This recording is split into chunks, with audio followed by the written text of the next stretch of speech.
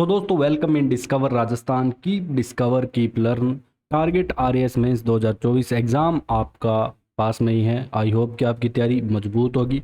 Revision करते रहिए। अगर आपने सब कुछ पढ़ रखा है तो अच्छे से आंसर राइटिंग की प्रैक्टिस आप ज़रूर करते रहिए। लेकिन जब भी अपने साइंस एंड टेक्नोलॉजी पढ़ते हैं तो हर एक टॉपिक को थोड़ा सा अपने को बिल्कुल लिटिल बिट भी नॉलेज आ गई ना तो भी अपने वहाँ पे अच्छे से आंसर को लिख सकते हैं। तो दोस्तों हमने लास्ट क्लास में क्या किया था, cloud computing, internet of things, crypto के बारे में पढ़ा था अच्छे से। हर चीज़ मैंने आपको बताई थी। वैसे सभी को पता होगा लेकिन थोड़ा से जब लैंग्वेज लिखने की दिक्कत आती है ना तब यहाँ पे प्रॉब्लम आ जाती है आंसर राइटिंग में। आज अपने दोस्तों ओटीटी के बारे में पढ़ेंगे। सभी को पता होगा अमेजन, नेटफ्लिक्स वगैरह ओटीटी।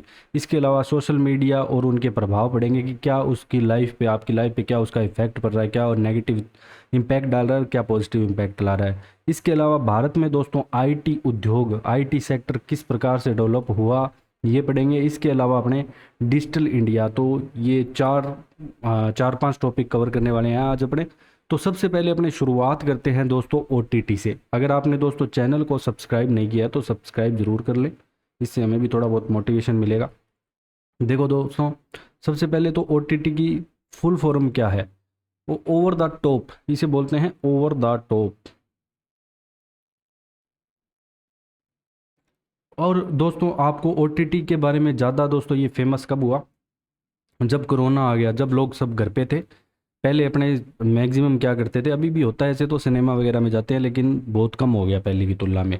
अब सब कुछ आपको घर बैठे ओटीटी पे ही मिल रहा है। सब वेब सीरीज़ वगैरह, मूवी देखनी हो, कोई भी आपको सीरियल देखना हो तो सब कुछ एक जगह ही मिल रहा है अपने को।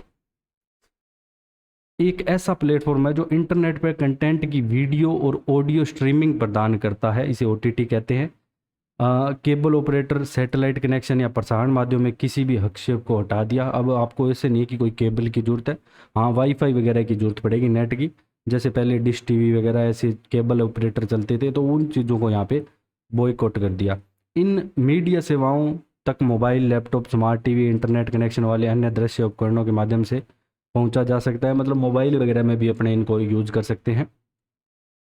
और इसके लिए आपको क्या है, एक मेंबरशिप लेनी पड़ती है, ठीक है। तो ये सभी को लिए उससे आप सारी सेवाओं का लाभ उठा सकते हैं। जैसे आप रिचार्ज करवाते थे पहले जो भी डिश वगैरह का, बस अब आपको उसी रूम में मेंबरशिप लेनी पड़ती है। तो ये सेवा वीडियो ऑन डिमांड सेवा का पर्याय है जो अंतर्राष्ट्रीय स्तर पर डिजिटल सामग्री तक पहुंच बनाई जा सकती है। ओटीटी प्लेटफॉर्म सबसे ज़्यादा बढ़ावा कोविड में मिला था, यही हमने बात की थी।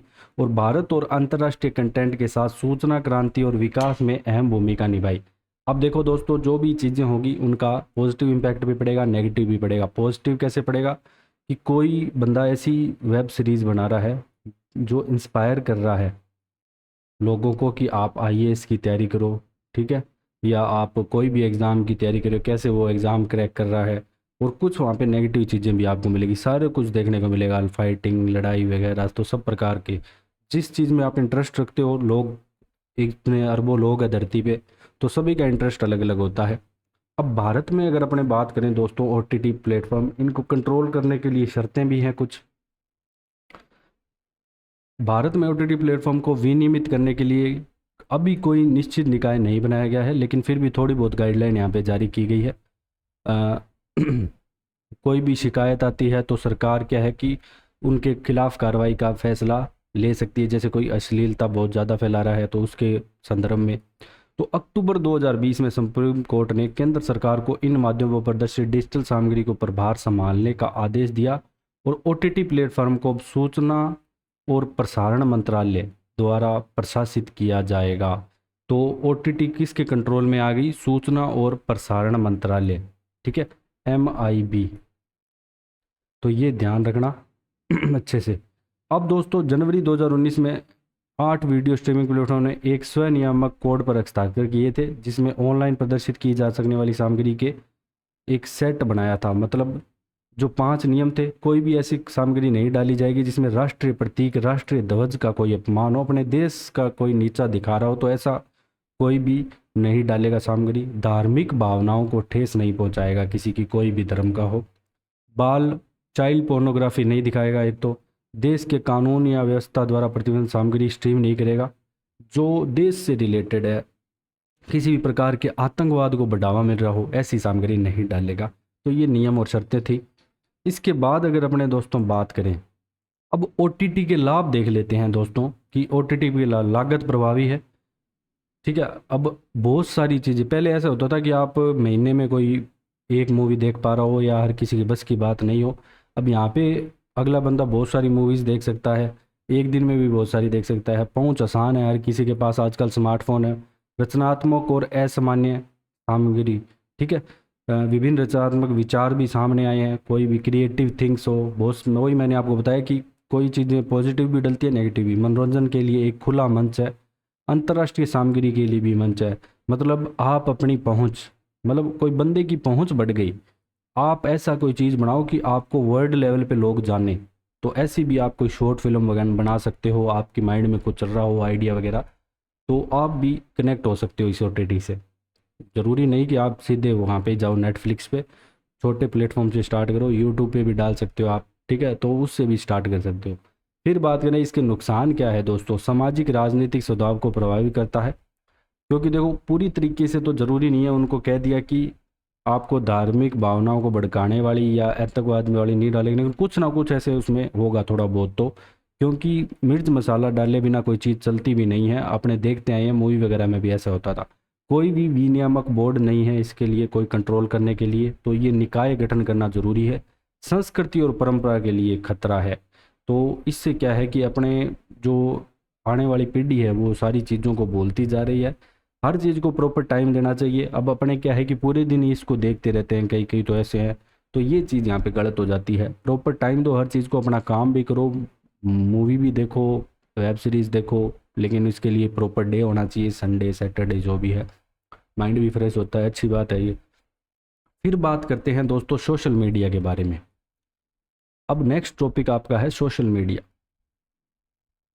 सभी को पता होगा, आप यूज करते हो इंस्टा, FB, ठीक है, ये सारा सोशल मीडिया में आता है। इंस्टा FB आजकल थोड़ा ट्रेंडिंग में है, स्नैपचैट हो गया, सब सामाजिक संजाल स्थल इसको हिंदी में बोलते हैं, जो दुनिया के 1 अरब से अधिक लोगों द्वारा उपयोग किया जाता है। ये एक ऑनलाइन मंच है जो उपयोगकर्ता को एक सार्वजनिक प्रोफाइल बनाने या वेबसाइट पर अन्य उपयोगकर्ताओं के साथ सहभागिता करने की अनुमति देता है। तो सहभागिता को आप फ्रेंडशिप भी बोल सकते हो, या कोई भी नए फ्रेंड बनाने की अनुमति देता है। अब आप अपने विचारों का साझा भी कर सकते हो, जैसे आपका माइंड सेट है उस हिसाब से पोस्ट डालोगे, ठीक है। कोई मोटिवेट करता है लोगों को, क्या करता है, तो सब तरीके की पोस्ट आपको मिलेगी। ये पूरी प्रक्रिया सूचना प्रौद्योगिकी पे आधारित है और यहाँ विभिन्न प्रकार के सॉफ्टवेयर का उपयोग किया जाता है, ठीक है। तो इसको सोशल मीडिया का ये प्रॉपर डेफिनेशन हो गई कह सकते हैं। फिर बात करते हैं इसकी पॉजिटिव इफेक्ट क्या है। जो भी आप फेसबुक इंस्टाग्राम यूज़ कर सकते हो, देखो दोस्तों मेन चीज़ क्या है कि ज़्यादातर है ना, देखो पॉजिटिव तो है ही इस किसी चीज़ के, लेकिन ज़्यादा है ना इसके नेगेटिव इफेक्ट हो जाते हैं, वो अपने आगे पढ़ेंगे। लेकिन नेगेटिव कैसे हो जाते हैं, अपने कोई चीज़ की आदत लग जाती है उसको, तो अपने को भी है लत लग गई है इस चीज़ों की, ठीक है। अपने को भी एक्सेप्ट करना पड़ेगा कि इस चीज़ों की अपने को आदत पड़ चुकी है। लेकिन आप इस आदत को छोड़ सकते हो। कैसे छोड़ सकते हो, आप छोटे टारगेट बनाओ कि जब भी आप पढ़ रहे हो तो आपका मोबाइल 1 आवर के लिए आपसे दूर होना चाहिए, अलमारी में बंद करके रख दो उसको।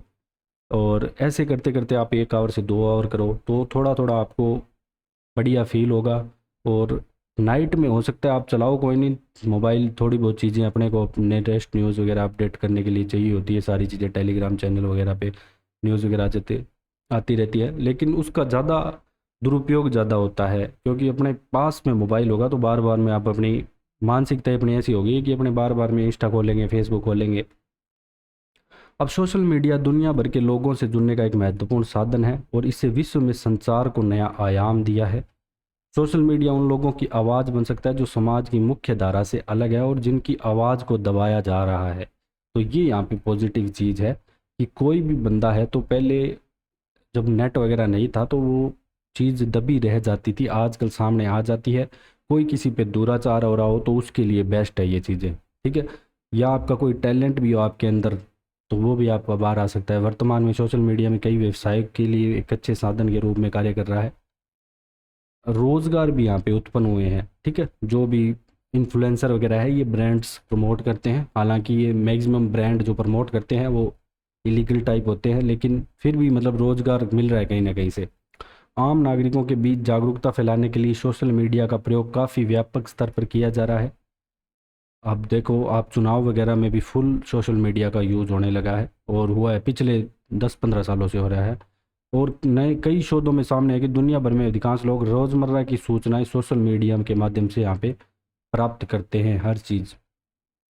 तो ये तो सिंपल सी चीज़ें हैं, कोई याद करने वाली चीज़ें नहीं है, एक बार पढ़ लोगे तो आपके माइंड में बैठ जाएगा। अब कई शोध यहाँ पे बताते हैं कि सोशल मीडिया की आवश्यकता से अधिक प्रयोग किया जाए तो वो मस्तिष्क को नकारात्मक रूप से प्रभावित करता है। जैसे हमने बताया कि डिप्रेशन वगैरह भी हो जाता है। अपने देखो कई बार आदत पड़ जाती है, अपने सर भी दर्द हो रहा है लेकिन फिर भी मन कर रहा है कि उसको खोले रखूँ, रील देखे रखूँ, स्क्रॉल करे रखूँ रील को। सोशल मीडिया साइबर बुलिंग को बढ़ावा देता है। साइबर बुलिंग क्या होती है दोस्तों? देखो आजकल क्या हो गया, जैसे आपने चुनाव में भी देखा होगा, तो एक ग्रुप बन गया। ठीक है, अब जैसे व्हाट्सएप पे ग्रुप बन गया या इंस्टाग्राम पे भी ग्रुप बन जाते हैं, तो मैंने 100 बंदों पे ग्रुप बना लिया एक, जिसमें मैंने 100 बंदे ऐड कर लिए। अब ये क्या करेंगे, मैं इनको कमांड दूंगा, मैं इनका हेड हूँ। और आजकल तो चैनल भी बन गया, जैसे आप मैं मान लो मेरे 1 मिलियन फॉलोअर हो जाए तो मेरा चैनल बन गया, मैं उनको बोलूँगा कि जाओ इस फोटो पे कमेंट करो जाके। और मान लो अभी 100 बंदों वाले ग्रुप को कह दिया मैंने, कमांड दे दी कि आप इस पोस्ट पे इसने मेरे बारे में गलत बोला है, इसको जाके गालियाँ निकालो, तो वो निकालेंगे जाके, तुरंत जाएंगे भाग के। तो इसको क्या बोलते हैं? साइबर बुलिंग बोलते हैं। फेक न्यूज़ बहुत ज़्यादा फैल रही है, हेट स्पीच फैलाने में महत्वपूर्ण भूमिका निभाता है। ये सारे नेगेटिव इफेक्ट है। गोपनीयता, सिक्योरिटी की कमी है, कोई कभी भी आपका डेटा चोरी आराम से निकाल सकता है, कहीं भी आपने अगर गलत लिंक पे टच कर दिया तो। हैकिंग और फिशिंग आदि का खतरा बना रहता है। धोखाधड़ी का चलन भी बढ़ गया है, आपकी पेमेंट वगैरह आराम से निकाल सकता है। सोशल मीडिया अत्यधिक प्रयोग से हमारे शारीरिक और मानसिक स्वास्थ्य बड़े पैमाने पे प्रभावित करता है। तो हमारे जो रोज़ की सोशल मीडिया को उतना यूज़ करो कि आपका शरीर है ना वो एकदम स्वस्थ रहे। अब आपको क्या करना है, मैंने आपको पहले बताया था, मोबाइल को दूर रखने की कोशिश करो जब कोई भी आप काम कर रहे हो। ऐसे नहीं पढ़ाई कर रहे हो, मान लो आप कुछ भी कर रहे हो, खाना बना रहे हो, तब भी अपने मोबाइल में लगे रहते हैं बीच बीच में, या और भी अन्य काम कर रहे हो, तो मोबाइल को उस टाइम दूर रखो। मोबाइल आपके चलाने का टाइम फिक्स होना चाहिए। अब दोस्तों सोशल मीडिया और फेक न्यूज़ संबंधी कानून की अगर बात करें तो ये सूचना आईटी अधिनियम 2008 के दायरे में आते हैं। तो ये इम्पोर्टेंट पॉइंट है कि आईटी अधिनियम 2008 का है, इसके दायरे में आते हैं। यदि सोशल मीडिया प्लेटफॉर्म को अदालत या कानून परवर संस्थाओं द्वारा किसी सामग्री को हटाने का आदेश दिया जाता है तो उन्हें ऐसा करना होगा। अगर कोर्ट आदेश दे दे कि इसको हटाओ तो हटाना पड़ेगा। ठीक है। फेक न्यूज़ के लिए कोई विशेष कानून नहीं है। हालांकि फेक न्यूज़ के लिए जो गवर्नमेंट है उसने एक वेबसाइट ज़रूर बनाई है, उस पर आप अपना फैक्ट चेक कर सकते हो। प्रेस काउंसिल ऑफ इंडिया एक देशी नियामक संस्था है जो समाचार पत्र एजेंसी उनके द्वारा संपादकों में चेतावनी दे सकती है यदि यह पाया जाता है कि उन्हें पत्रकारिता के सिद्धांतों का उल्लंघन किया है। तो ये प्रेस काउंसिल ऑफ इंडिया है, अगर वो गलत कोई न्यूज़ फैला रही है तो उसको एक चेतावनी दे सकती है, लेकिन इतना कोई खड़ा कानून नहीं है। न्यूज़ ब्रॉडकास्टर एसोसिएशन उनके विरुद्ध शिकायतों की जांच करता है जो न्यूज़ चैनल पे कुछ गलत फैला रहे हैं। ब्रॉडकास्टिंग कंटेंट काउंसिल, ठीक है, आपत्तिजनक टीवी कंटेंट और फर्जी खबरों की शिकायत स्वीकार करती है और जांच करती है, लेकिन कड़ा कानून मैं कह रहा हूँ कोई नहीं है इसमें। आप बस ये आईटी एक्ट अधिनियम 2008 वाला याद रख लेना। अब दोस्तों बात करते हैं सूचना प्रौद्योगिकी क्या है और इसमें भारत का योगदान आगे पढ़ेंगे। तो आईटी क्या होता है? इंफॉर्मेशन टेक्नोलॉजी, जो अपने दिन प्रतिदिन हर जो जितनी भी पिछले हमने चीज़ें पढ़ी ना, तो उसका शुरुआत आईटी से ही हुई है। ठीक है, कंप्यूटर सॉफ्टवेयर नेटवर्क और सूचना को संसाधित करने, उजागर करने, सुरक्षित करने और प्रबंधन करने की तकनीक इसमें शामिल है। ठीक है, ये पूरे क्या है, एक नेटवर्क का जाल है। हार्डवेयर, सॉफ्टवेयर, नेटवर्किंग, सुरक्षा, डेटाबेस, क्लाउड कंप्यूटिंग, प्रोग्रामिंग, ये सब इसके अंदर ही आती है दोस्तों। आधुनिक जीवन के लिए आवश्यक है और इसमें प्रौद्योगिकी में समर्थन, प्रबंधन और नवाचार भी शामिल है। तो इसके बाद दोस्तों अगर बात करें भारत में सूचना प्रौद्योगिकी की वर्तमान स्थिति क्या है, अगर बात करें दोस्तों भारत में सूचना प्रौद्योगिकी, ये आईटी लिखा हुआ है, आईटी देश का जो सकल घरेलू उत्पाद है और जन कल्याण में एक प्रमुख योगदान है। मतलब आईटी इंडस्ट्री बहुत डेवलप हो रही है भारत में, और भारत के जो इंजीनियर्स हैं उनकी भी विदेशों में भी डिमांड है। जैसे आपने देखा होगा कि गूगल के सीईओ और एक बार ट्विटर के भी सीईओ बने थे इंडियंस, और भी बहुत सारी कंपनी के सीईओ इंडियंस हैं। अब वित्त वर्ष 2022 में आईटी उद्योग में सकल राज्य घरेलू उत्पाद में 7.4% का योगदान दिया। 2025 तक भारत इसमें 10% का योगदान देने की उम्मीद है कि 25 तक 10% दे देगा। तो आईटी सेक्टर का बहुत सारा योगदान है। देखो दोस्तों, ये क्या होता है, जो आईटी सेक्टर है ना, एक तो इसमें पेमेंट बढ़िया है और ये टैक्स पे भी होते हैं, जिससे इंडिया को जो सरकार है ना उसको बहुत फ़ायदा मिलता है। तो ये टैक्स भरते हैं प्रॉपर तरीके से। बहुत सारे लोग टैक्स नहीं भरते, लेकिन आईटी सेक्टर बहुत ज़्यादा टैक्स देता है। वित्त वर्ष 2023 में आईटी और बीमा क्षेत्र का राजस्व 245 अरब अमेरिकी डॉलर होने का भी अनुमान है। तो आप ये जो 22 वाला डाटा है ये लिख सकते हो कि सकल घरेलू उत्पाद में 7.4% का योगदान दिया। 91-92 में आर्थिक सुधार के बाद भारतीय आईटी उद्योग ने बहुत तेज़ी से विकास किया और भारतीय आईटी कंपनियां और भारत दुनिया भर के 80 देशों में 1000 केंद्र यहाँ पे स्थापित कर चुका है। ठीक है, अब अपने बात करते हैं दोस्तों नेक्स्ट बहुत प्रमुख उपलब्धियां आईटी सेक्टर में भारत की उपलब्धियां। सबसे पहले सेवाएं। वैश्विक कंपनी को आईटी सेवाएं प्रदान करने वाला अग्रणी देश है। जैसे टीसीएस कंपनी हो गई, ठीक है, इन्फोसिस हो गई, विप्रो हो गई, तो ये इंडिया की कंपनी है जो सॉफ्टवेयर विकास, सिस्टम एकीकरण, आईटी परामर्श सेवाएं प्रदान करती हैं। IT outsourcing. Bharat IT outsourcing के लिए भी एक प्रमुख गंतव्य है, जहां माइक्रोसॉफ्ट, आईबीएम, एक्सेंचर जैसी भारत में अपने प्लांट वगैरह लगा रही है। ठीक है, जैसे माइक्रोसॉफ्ट का हैदराबाद केंद्र अमेरिका के बाहर इसका सबसे बड़ा केंद्र है, ये एग्जाम्पल होगा। तो ये आईटी आउटसोर्सिंग, ये इंडियन कंपनी होगी। इंडियन कंपनियों को भी वर्तमान में तो और ज़्यादा बढ़ावा मिल रहा है। ठीक है, आईटी स्टार्टअप्स की बात करें तो स्टार्टअप के मामले में तो इंडिया बहुत आगे चला गया है। जैसे फ्लिपकार्ट वगैरह हो गया, पेटीएम वगैरह, जोमेटो जैसी कंपनियां, ये सारी।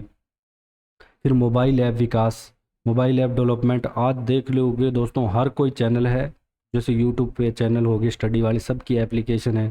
तो हर कोई अपना स्टार्टअप कर रहा है यहाँ पे। तो स्टार्टअप के मामले में बहुत आगे बढ़ रहा है। शिक्षा और प्रशिक्षण में तो आईटी का बहुत ज़्यादा योगदान है।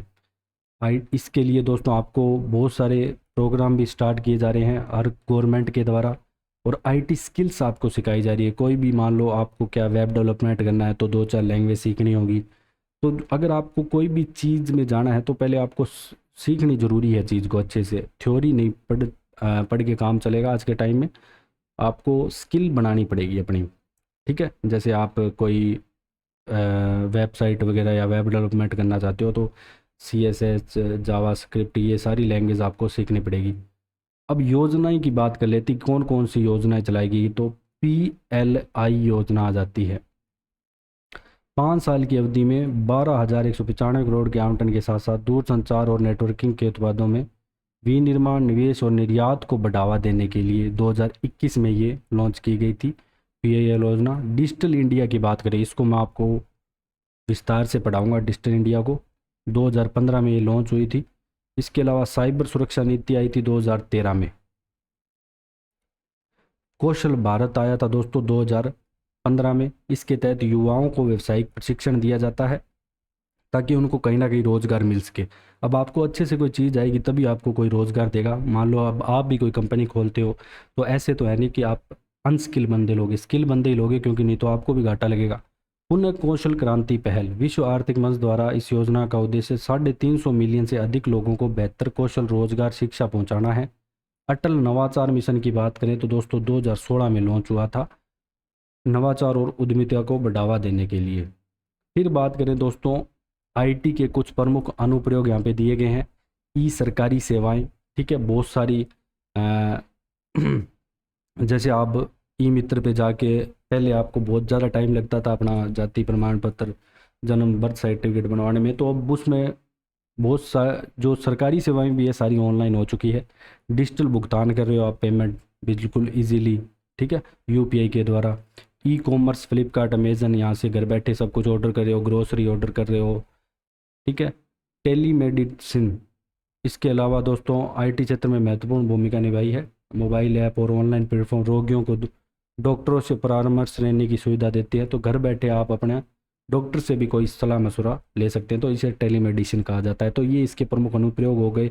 इसके अलावा शिक्षा में तो बहुत ज़्यादा क्रांति आई है, अभी भी आप देख रहे हो। कृषि की बात करें, स्मार्ट शहर, बैंकिंग में आईटी, डेटा एनालिटिक्स, सब में दोस्तों यहाँ पे क्या है, तो डेटा एनालिटिक्स क्यों इम्पोर्टेंट है, क्योंकि इससे अपने को प्रॉपर डेटा मिल जाता है हर चीज़ का, कि मान लो राजस्थान है तो राजस्थान में कितने लोग गरीबी रेखा से नीचे हैं, पूरा एग्जैक्ट सारी चीज़ें आ जाएगी। कितने लोगों को पोषण सही नहीं मिल पा रहा है, कितने बेरोजगार हैं, परफेक्ट तरीके से हर चीज़ का क्या हो रहा है, एनालाइज हो रहा है।